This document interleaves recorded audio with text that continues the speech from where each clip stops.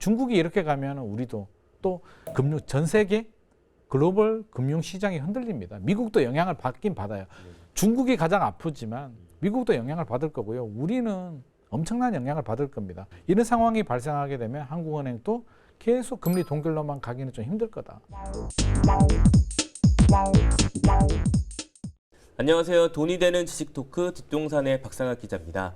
이번 시간엔 김인만 소장님과 함께 하반기 부동산 이슈 짚어보겠습니다. 안녕하세요. 안녕하세요. 네. 하반기 또 제일 우려되는 부분 중에 하나가 네. 금리가 어떻게 될지에 대한 고민들을 많이 하실 텐데 맞습니다. 어떻게 좀 보고 계신가요? 금리가 가장 중요하죠. 우리 2022년 집값 하락도 금리에서 시작을 했고요. 모든 게 다 금리입니다. 그래서 금리가 굉장히 중요한데 저는 그런 생각이 들어요. 이게 금리를 보는 포인트가 2022년 금리가 많이 올랐잖아요. 거의 제로 금리에서 우리나라는 3.5%까지 갔고요. 미국은 거의 5% 이상, 5.5%, 5.75까지 갔는데 지금 생각해 보니까 우리 기준금리 3.5%잖아요. 작년만 하더라도요. 기준금리 3% 이상 가면 한국 경제가 버티지 못할 거야라는 이야기를 많이 했는데 지금도 힘은 들어요.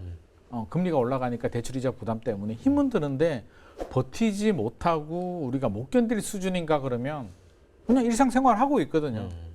우려했던 것보다는. 그러면 진짜 3%, 3.5%가 진짜 문제였을까? 라는 생각을 하게 돼요. 그러면 저는 어떤 생각이 드냐면 이게 과정이 좀 문제가 아니었을까? 2, 3년에 걸쳐서 3% 갔으면 충격이 좀 완화가 될 텐데 단기간에 한국은행 같은 경우는 2021년 8월부터 이제 올리기 시작해가지고 1년 반 만에 올렸고 미국이 문제였는데 거의 뭐 작년 3월부터 1년 만에 5% 이상 올렸기 때문에 그 속도에 좀 놀란 거죠. 우리 예상 범위를 벗어난. 우리는 항상 예상을 하게 되면 예상 범위를 벗어나게 되면 굉장히 좀 당황하게 되거든요. 당황하게 되고 정신적으로 약간 멘탈이 흔들리는 경향이 있기 때문에 그런 현상 때문에 이제 집값이 심리가 흔들리면서 좀 폭락을 한 부분이 있고 또 은행 잘못도 약간 있는 것 같아요. 기준금리 올라가는 것보다 사실 대출금리 작년에 너무 많이 올려가지고 작년 12월만 하더라도 하단금리가 5%대까지 갔었고요. 상단금리는 8%까지 갔었거든요. 기준금리 3.5인데 상단금리가 8%면 진짜 해도 너무한 거 아니야? 라는 생각이 들 정도로 너무 많이 올렸고 다행히 올해는 5월까지는 좀 떨어졌습니다. 상단금리가 5%대까지 떨어졌다가 최근에 다시 또 살짝 오르는 경향이 있긴 한데요. 그래서 금리 추이 심리적인 영향이 굉장히 중요한데 제가 일부에서도 짧게 말씀드렸지만 한국은행의 입장에서는 올려도 부담, 내려도 부담일 것 같습니다. 내리게 되면 금리를 내리면 집값이 다시 폭등하게 되는데 총선 앞두고 총선 흐름은 우리 집값 흐름이 한번 결정이 되면 6개월 정도는 기본 가거든요. 그러면 10월, 11월, 12월 흐름이 내년 총선까지 간다라고 본다면 이때 금리 정책이 총선까지 영향을 주게 되면 정부나 정치권, 국회 입장에서도 굉장히 부담스럽기 때문에 어떻게든 동결로 가려고 굉장히 노력을 할 겁니다. 올리면은 집값이 하락하게 되고요. 내리면은 상승을 하기 때문에 정부 입장에서는 어떻게든 동결로 가려고 하는데 이게 우리 마음처럼 안 될 수도 있어요. 미국하고 이제 중국이 문제인데 우리는 항상 양강대국의 그런 상황에 영향을 받을 수밖에 없는데 미국은 미국의 이제 인플레이션에 따라서 또 미국이 최대 채권 발행국이기 때문에 제 생각에도 그렇고 많은 금융 전문가들도 0.25%포인트 정도 올리면 미국이 더 올리지는 못할 거야 라고 생각하고 있고 저도 그렇게 공감합니다. 공감하는데 또 모르죠. 또 그거 우리 예상과 다르게 자이언트 스텝 한 2번 밟아버리게 되면 한국은행이 과연 금리를 안 올리고 될까? 결국 왜 금리를 올리냐면 자금 유출 때문에 그렇거든요. 우리나라에 많은 자금들이 들어와 있는데 가장 문제되는 게 이 자금이잖아요. 달러인데 달러. 이 달러가 빠져나가게 되면 문제가 되는데 보통 1.5% 이상 벌어지게 되면 유출 가능성이 있다. 위험도가 올라간다라고 우리가 이야기를 하는데 지금 2% 이상 벌어졌단 말이에요. 그러면 여기서 더 벌어지게 되면 한국은행 입장에서는 과연 버틸 수 있을까에 대한 좀 약간 걱정되는 부분이 있고요. 저는 그런 생각이 듭니다. 우리 한국은행 총재가 굉장히 똑똑하세요. 완전 진짜 제가 이야기 들어보니까 글로벌 인재더라고요. 그러면 이걸 모를 리가 없어요. 그러면 만약에 0.25라도 올려야 되는 상황이 발생하게 되면 저는 시그널을 좀 줄 것 같습니다. 심리니까. 그래서 지금은 이런 상황 때문에 금리를 0.25 올리는데 앞으로는 좀 신중하게 아니면 동결 모드로 갈 거니까 동요하지 마셔라라는 네. 시그널을 좀 줄 겁니다. 그러면 3.5%는 괜찮고 기준금리가 3.75는 죽느냐?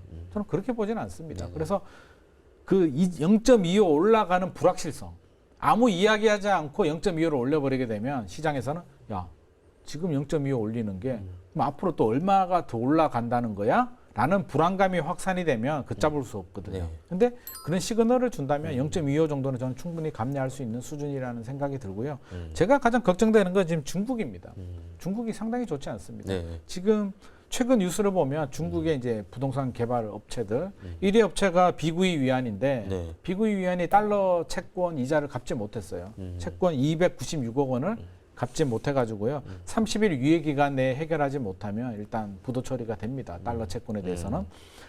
이게 1위 업체고요. 2위 업체가 이제 흥다그룹이라고 흥다. 있는 네. 거지만 흥다가 2021년에 한번 문제가 돼서 그쵸. 중국 정부가 개입을 해서 막았다라고 했는데 최근 뉴스를 보니까 이제 미국 달러 채권을 못 해가지고요. 챕터 15라고 하죠. 이게 부도 결국 이게 부도입니다. 네. 부도로 지금 파산. 갔습니다. 네. 파산이죠. 네. 네, 파산으로 가고 있어서 미국이 먼저 이렇게 미국 시장에 대한 채권이 문제가 되면 그럼 중국 내부에 대해서도 과연 이게 그냥 부동산 개발 회사의만의 문제인가? 우리나라하고 좀 다른 게 중국은요 개인 소유 땅이 아니거든요. 지방 정부의 땅을 100년 임대, 땅을 임대해주고 그 땅을 빌려가지고 돈을 주고 빌려서 이제 부동산을 짓는단 말이에요. 그러면 그 지자체는 그 개발 이익, 막대한 개발 이익을 가지고 이제 뭐 나쁘게 말하면 흥청망청, 네. 좋게 말하면 경제 발전과 여러 가지 이제 상황 그동안 열심히 달렸죠. 네. 이런 뭐 비구이 위안이나 흥다그룹이 언제 만들어졌냐면 대부분 1996년도 그때부터 만들어진 회사입니다. 그때부터 중국이 경제 성장도 폭발적으로 일어나고요. 부동산 개발도 폭발적으로 일어납니다. 모든 게 역사가 깊지 않아요. 30년 동안 발생한 일이고요. 나쁘게 말하면 30년 동안 엄청난 버블이 생겼다는 얘기죠. 중국은 또 다른 점이 뭐냐면 우리하고 다른 게 우리도 선분양 제도잖아요. 네. 분양을 받고 계약금 내고 중도금 내고 대출 받고 입주할 때 아파트 지어놓는 거 보고 잔금 내고 입주하게 되는데 중국은 우리보다 조금 더 한 발짝 더 나가 버렸습니다. 네. 잔금도 미리 받아요. 아, 그래요? 미리 받고 아파트를 짓기도 전에 돈을 미리 아. 받습니다. 그건 나중에 지어줄게라는 거거든요. 근데 지금 이렇게 부도 위기에 빠져버리게 되면 돈은 냈잖아요. 내 돈은 어떻게? 지금 그러게요. 이게 네. 돈을 받고 지어줘야 되는 게 뭐 200만 채가 넘는다고 하는데 사실은 이게 감당이 안 되죠. 그러면 부동산 경기만 안 좋으냐 그러면 이게 부동산 경기만 안 좋은 게 아니라 중국 내수 경제도 지금 상당히 안 좋고요. 실업률도 최악의 상황이고요. 네. 심지어는 실업률을 이번에 발표하지도 않았습니다. 그러면 이게 저는 가장 문제가 투명성이라고 보는데 아프면 아 우리가 어디가 아파, 내가 손가락이 아파, 배가 아파 이야기를 하고 이런 상황이니까 내가 수술 받고 올 테니까 좀 기다려줘라고 하면 믿고 기다려주는데 네. 중국은 지금 약간 조금 뭐 관리가 들어가고 조금 얘기를 안 해주고 하니까 이 속에서 무슨 일이 발생하는지 지금 모르고 있는 상황이어서 신용 등급도 떨어지고 있습니다. 기업들. 그렇다면 중국 정부가 개입을 해서 쉽게 해결해주면 괜찮은데 지금 중국 정부가 개입을 해도 쉽게 해결이 안 될 거라는 이야기들도 나오고 있고요. 가장 리스크가 지금 미중 간에 사이가 좋지 않아요. 그렇죠. 예. 항상 미국이 금융을 쥐고 있는 이게 미국의 힘이 부동산 이야기는 아니지만 진짜 강대국의 조건이요. 첫 번째는 핵이 있어야 되고요.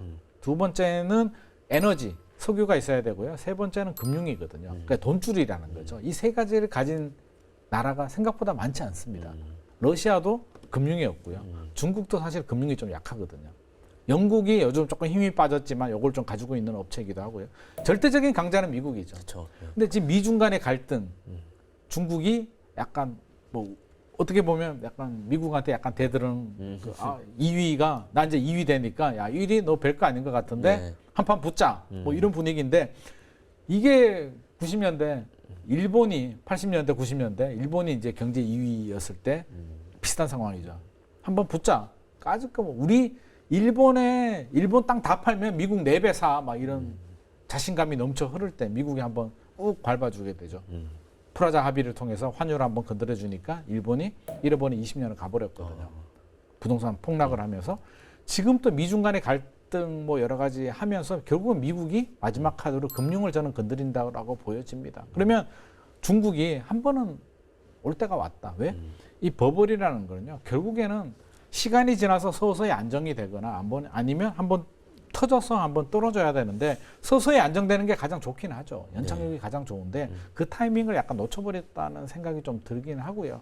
여기서 버블이 한번 터지면 일본처럼 잃어버린 20년이 갈 수도 있습니다. 안 갔으면 가장 좋을 것 같은데 갈 수도 있는데 중국이 이렇게 가면 우리도 또 전 세계 글로벌 금융 시장이 흔들립니다. 미국도 영향을 받긴 받아요. 네. 중국이 가장 아프지만 미국도 영향을 받을 거고요. 우리는 엄청난 영향을 받을 겁니다. 수출에도 우리가 최대 수출 국가인데 수출로 먹고 살아야 되는데 수출이 흔들리게 되고 금융 시장이 흔들리게 되고 우리나라에 들어와 있던 투자 자본들이 리스크가 커지니까 일단 안전한 미국으로 일단 잠시 피난을 갈 수도 있거든요. 그렇게 된다면 우리도 안심할 단계는 아니다. 그래서 저는 좀 굉장히 긴장해야 되고요. 이런 상황이 발생하게 되면 한국은행도 계속 금리 동결로만 가기는 좀 힘들 거다라는 생각이 듭니다. 그럼 금리 올리게 되면 부동산 다시 또 이런 상황 때문에 2차 하락이 또 올 수도 있습니다. 그래서 여러 가지 좀 불안한 상황이기 때문에 우리가 그렇다고 해서 해결할 수는 없습니다. 우리가 중국을, 미국을, 글로벌 금융을 우리가 해결할 수는 없으니까 저는 흥분하지 말자. 지금 최근 회복을 하고 있는데요. 저는 항상 드리는 말씀이 그거예요. 필요하고 자금력이 되시는 분들은 그냥 좀 조정된, 좀 떨어진 뭐 고점 대비 한 20% 정도 조정된 금매물이 있으면 사셔도 된다. 왜? 사셨다가 좀 더 올라가면 땡큐고요. 또 2차 하락이 와서 떨어지더라도 나가 8에 샀다가 7억으로 떨어지게 되면 뭐 1억은 손해볼 수는 있지만 그 단계가 지나면 또 올라갑니다. 중국이 미국이 어떤 뭐 글로벌 경제 위기가 오더라도 이게 뭐 평생 가지는 않거든요. 이 몇 년의 충격을 지나면 다시 또 어떻게든 회복을 하기 때문에 자금이 되고 뭐 이게 되시는 분들은 그렇게 하셔도 되는데 저는 가장 걱정되는 게 이제 연끌하신 분들은 조금 리스크 관리가 좀 취약하지 않을까. 그분들은요, 저는 그런 생각이 들어요. 왜 30대들이 또 연끌을 할까에 대해서 제가 생각을 해보니까 2012년도, 11년 또는 2008년 글로벌 금융위기 더 나가서 1997년 IMF 외환위기를 전혀 경험해보지 못한 세대입니다. 심지어 2012년도 집값 하락도 몰라요. 모르죠. 2017년 집값 올라갈 때부터 이제 관심을 가집니다. 그러니까 내가 경험해보지 못했기 때문에 과거 하락은 역사 속에 있는 이야기고요. 이거 잠깐 조정됐다가 2019년에 또 살짝 조정됐다가 다시 올랐거든요. 그런 상황으로 보지 않을까 하는 생각이 들어서 좀 약간 걱정되는 부분이 있습니다. 그래서 그런 거는 리스크 관리가 좀 필요할 것 같고요. 지금 이게 뭐 금리만의 문제는 아니고 또 다른 변수들도 여러 가지가 그렇죠. 있습니다. 예.